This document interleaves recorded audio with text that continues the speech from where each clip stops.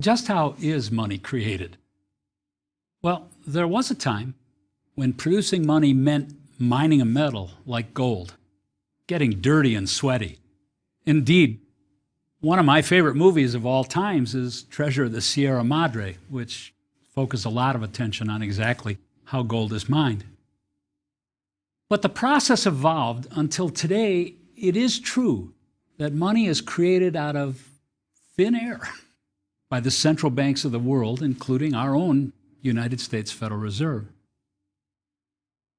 While it is true that the United States owns gold and stores that gold in Fort Knox, we will see that the gold at Fort Knox is no closer to money in the United States than the oil in our Strategic Petroleum Reserve. One important point to keep in mind as we study the period of history in which money was backed by gold is that gold discoveries are random events, just like in Treasure of the Sierra Madres. After all, Columbus came to the New World hoping to find gold, as did many Europeans who followed him. And it would be surprising if a gold discovery that significantly increased the world's supply of gold had no disruptive effect when money was backed by gold. Nevertheless, there are today public figures who believe that the United States should and eventually will return to the gold standard. The U.S. could return to the gold standard within 5 years, according to magazine publisher Steve Forbes. The former GOP presidential candidate told a conservative newspaper, Human Events, that a gold standard would stabilize the dollar and restore confidence in the U.S. Treasury bonds among foreign investors. If the dollar was as good as gold, other countries would want to buy it, Forbes said.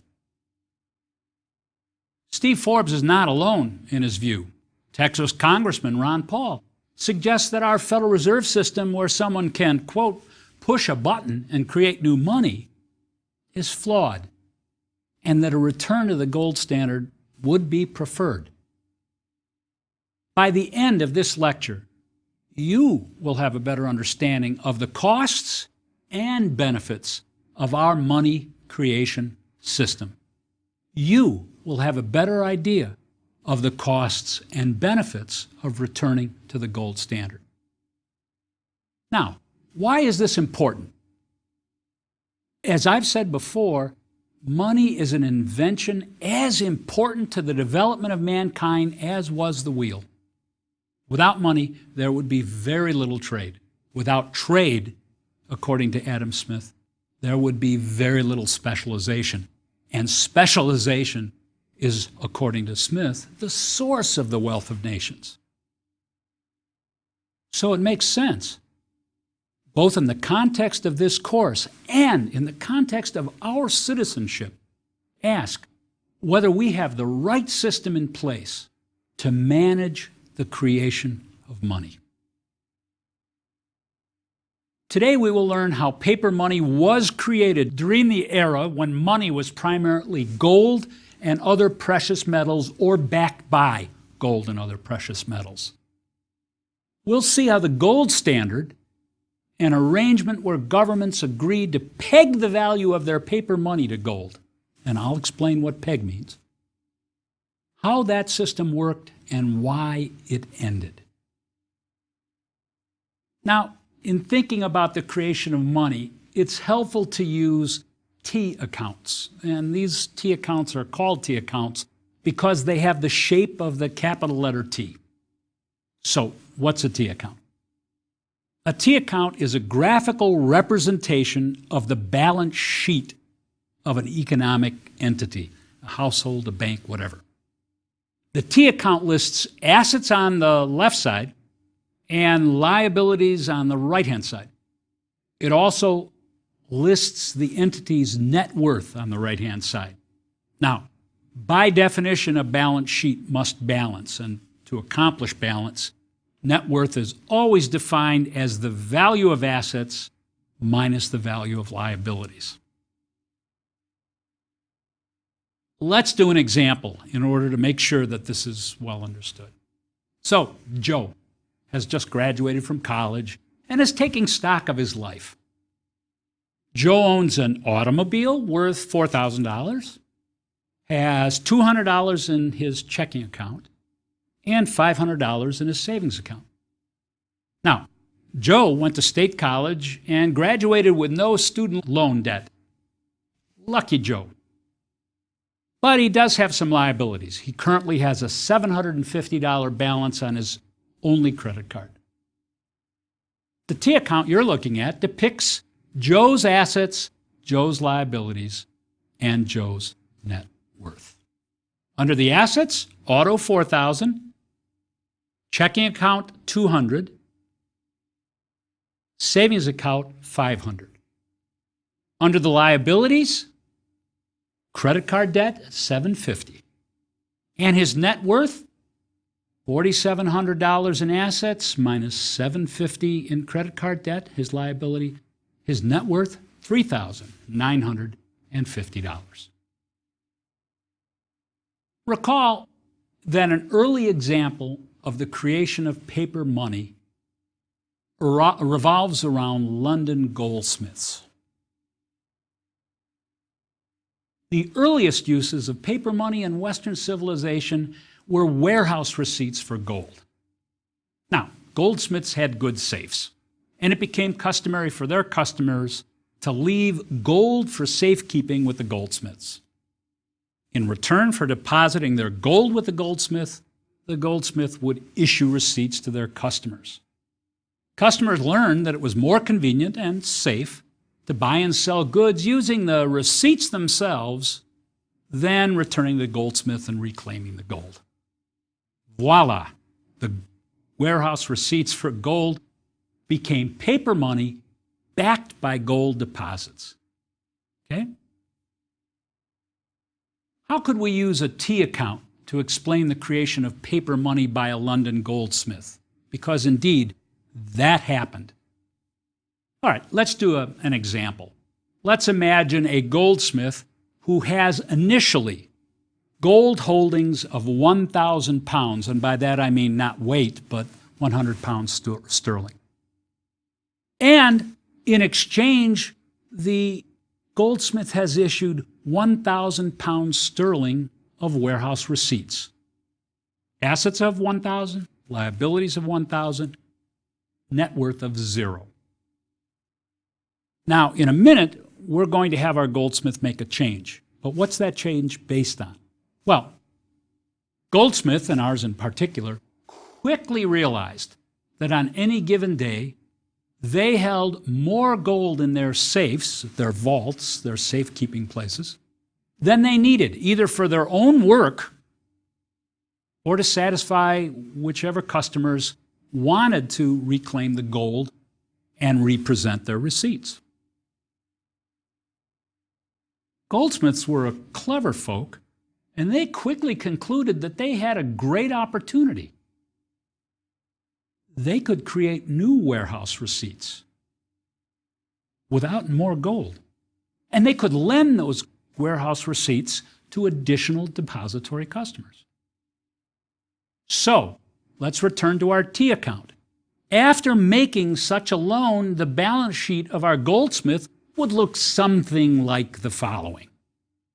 Now, under the assets, the goldsmith would have 1,000 pounds sterling worth of gold and a second asset, a loan of 1,000 pounds. What would the goldsmith have as liabilities? 2,000 pounds sterling of warehouse receipts. Net worth would still be 0. Well, you're curious. Why would the goldsmith create new warehouse receipts if doing so didn't increase net worth? When the borrower paid off the loan, the borrower would pay back principal, what was borrowed, plus interest. At that point, the net worth of the goldsmith would increase. Now, if the goldsmith had used modern accounting rules, net worth would increase at the time of the loan because it would reflect anticipation of the future interest payments. But that's not important to our story. These gold warehouse receipts are an example of a gold-backed paper currency. The warehouse receipts circulated as money as long as the Goldsmith Bank continued to redeem the receipts for gold whenever customers demanded gold. Each Goldsmith Bank held its own gold reserves. So think about that for a minute. Each Goldsmith Bank had created new receipts, and yet the system would continue to function, provided the Goldsmith Bank was never called upon to repay more gold than they were able to repay. Now, banks continued to make loans with paper backed by gold well into the 19th century in the United States.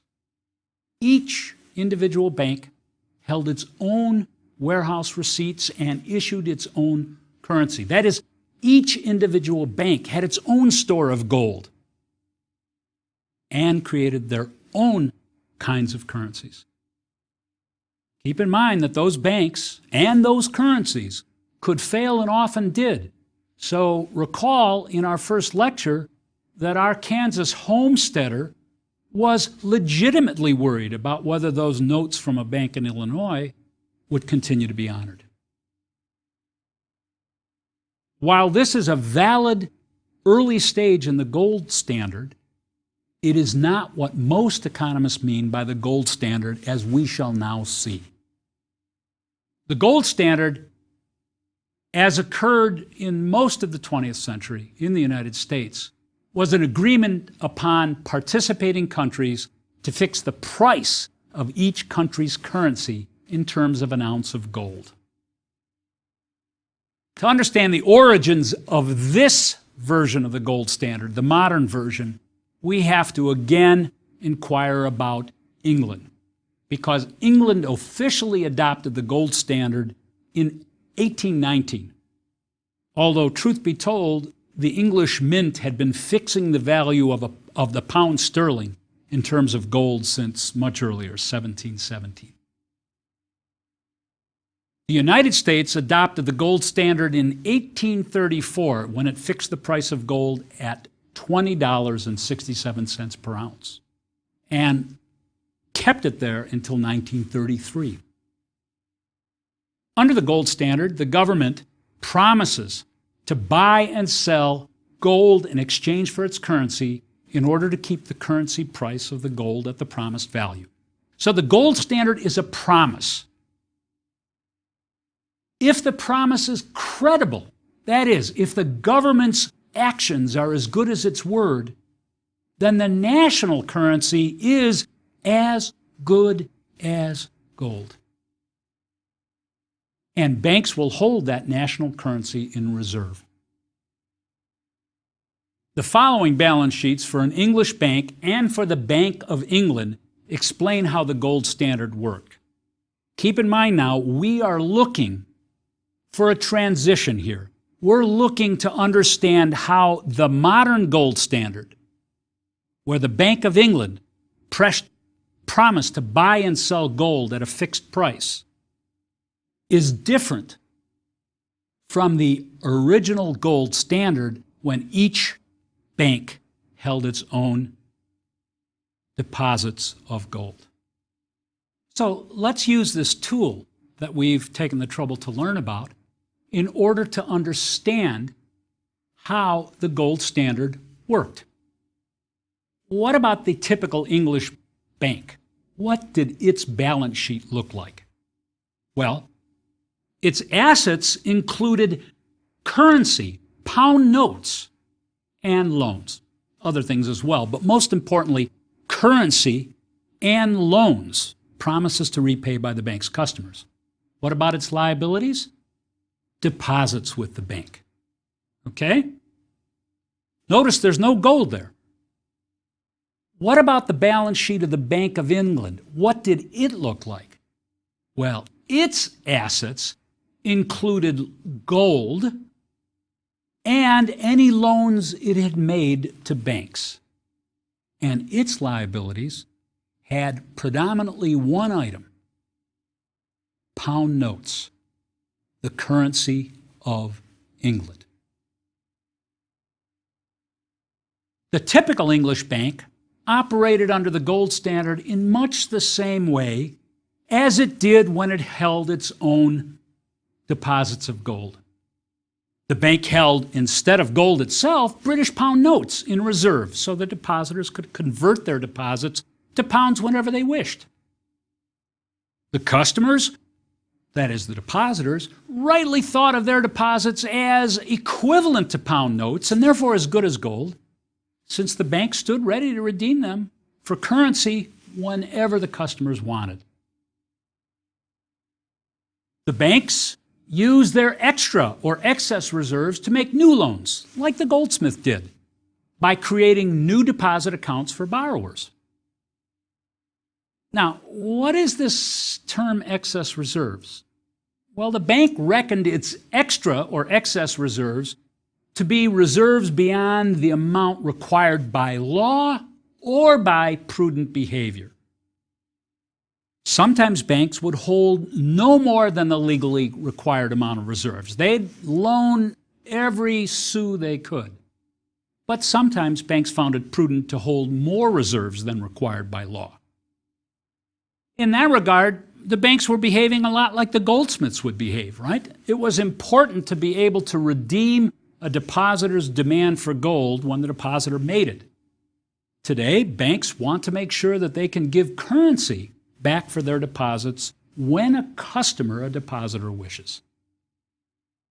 So in that regard, the bank's behavior isn't very much different. The real difference between the gold standard and earlier times when each bank held its own gold reserves centers on the role and the behavior of the Bank of England. The Bank of England is the central bank of the British system. It's the equivalent of our Federal Reserve, although it's very much older, and we'll talk about that. Under the gold standard, the Bank of England held the gold that backed the British pound. Remember the balance sheet. Did this fix the money supply? You bet. The gold holdings of the Bank of England placed an upper limit on the supply of British pound notes. They limited the amount of currency. How did the gold standard work? How did the Bank of England fulfill its promise to peg the price of gold in terms of its currency? How did the Bank of England behave so that the pound remained as good as gold? It did the following. If the value of the pound began to fall in terms of gold, how would we know that? Well, if the price of gold began to rise in terms of the number of pounds it took to buy an ounce, then the Bank of England would do one very simple thing. It would raise the interest rate it charged on loans to banks. And that would raise interest rates in England. What would happen? So what? Oh, but people are selfish. If England's paying higher interest rates, gold would flow into England in order to take advantage of those higher rates. Gold holders would want to deposit their gold in England, where interest rates were now higher. What would that do? Well, that would make gold more plentiful in England. The price of gold, therefore, would fall, and the price of the pound, in terms of gold, would rise back toward the promised level. Let's do the opposite case. Suppose the value of the pound began to rise in terms of gold, so the pound price of gold began to fall. The Bank of England would then lower interest rates, and gold would flood away from England. That's called a gold outflow. The gold would leave England, headed for other countries where interest rates would higher. And the gold outflow would make gold less plentiful in England and make the price of gold rise in England and the price of the pound in terms of gold fall. Okay. We come now to the transition from the gold standard to the current system of monetary creation.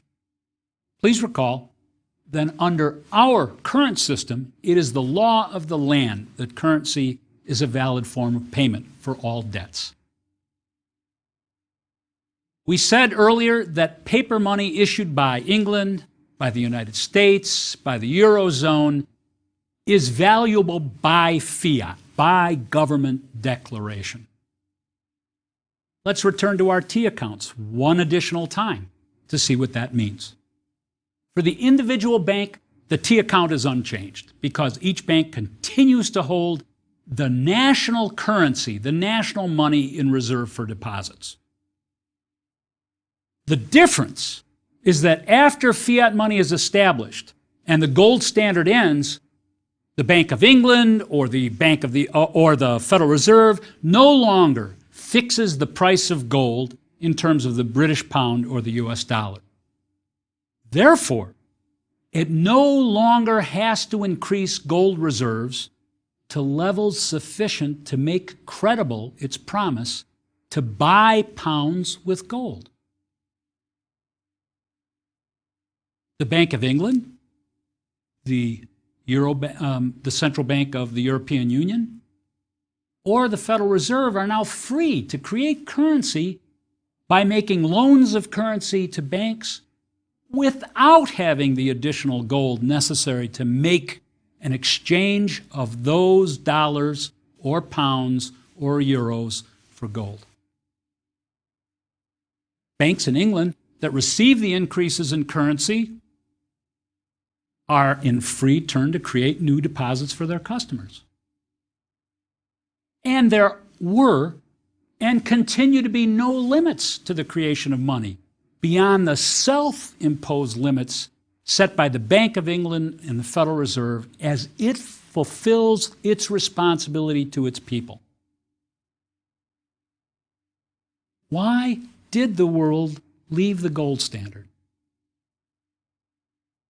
The Bank of England and most other combatants left the gold standard temporarily during World War I and World War II because it wanted to finance British war expenditures and US war expenditures and French war expenditures by issuing new currency. The British Treasury, for example, created war bonds. It sold those bonds in the open marketplace and used the proceeds to finance wartime expenditures.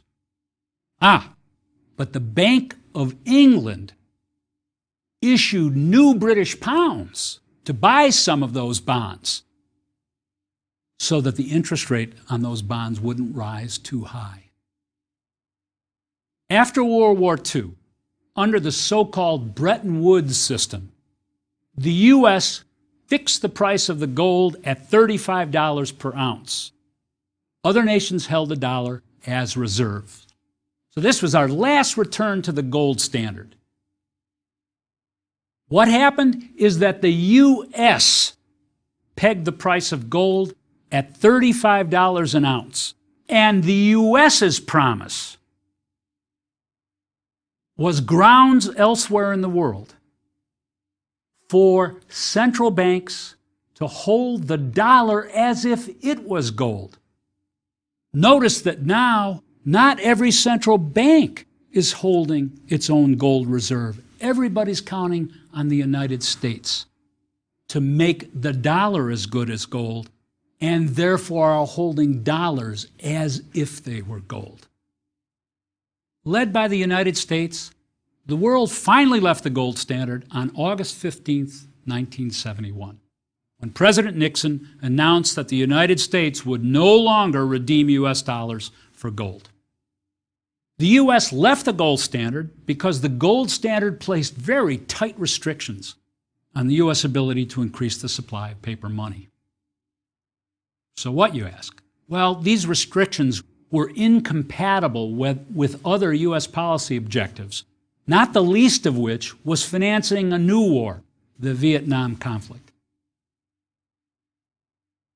Let's now come back to the challenge posed by those people who believe that the U.S. and the world should return to the gold standard. And let's do what economists always should do and examine the benefits and costs of returning to the gold standard. What would be the benefit of returning to the gold standard? I'll signal one very important one, and that appears to be all. On average, under the gold standard, inflation was lower than it was in periods when central banks could create money without adding to gold reserves. Put another way, under the restriction imposed by the gold standard, under the promise by the central banks to exchange gold for paper money, central banks all over the world issued less paper money, with the result that the average inflation rate was lower, less seigniorage. But there were costs. Under the gold standard, U.S. prices were more volatile than in any other period, including the period since we left the gold standard. In addition, it's expensive to maintain a gold reserve. Milton Friedman famously estimated the expense at being as much as 2.5% of gross national product. Why? Well, it's expensive to maintain that gold reserve. Maybe the most important cost is that under a gold standard, central banks are not free to undertake so-called counter-cyclical policies. Their hands are tied by keeping their promise. They don't have the freedom to raise the money supply to stimulate the economy when that appears to be warranted. Under the gold standard, the nations all fix the values of their currencies to gold. What does that imply? Well, the value of one currency to another is also fixed. It can't adjust to market forces. We all must keep in mind that gold discoveries are random events. And the U.S. accounts for only a small share of gold discoveries. For example, in 2009, the United States produced, how much do you think? Only 9.1% of the world's gold. China produced 13.1%. South Africa produced 8.1%. Russia produced 7.8%. I close this lecture by considering what has happened to the price of gold since the U.S. and the world abandoned the gold standard. The blue line in the diagram you see shows the dollar price of gold. It hit its all-time high in 2010 at over $1,230 per ounce. The red line shows the real price of gold. Now, that's the price of gold in dollars relative to a bushel basket of the typical goods consumed by a household in the United States. So I've defined that real price so that the nominal and real prices are equal in 1983, but that doesn't mean anything. Put another way, that real price of gold is adjusted for inflation, that's all. What do I want you to see here? What would I like you to notice from the graph? The real price of gold has been highly variable. This is not a surprise. World demand and supply for gold varies a lot, and the real price of gold adjusts accordingly to make demand equal supply. If the United States were still on the gold standard, the United States would have been trying to keep the price of gold constant when world market forces dictated that it should have changed a lot. Let me ask you a final question. Are Stephen Forbes and Ron Paul right? Should we return to a world in which new money could be created only if gold reserves were obtained? If gold production grew slowly, would the resulting slow growth in the money supply drag down economic growth in nations that use gold for money? Would the United States be better off entrusting growth of the U.S. money supply to the Federal Reserve than to worldwide demand for and supply of gold, for which the U.S. produces less than 10%? You be the judge.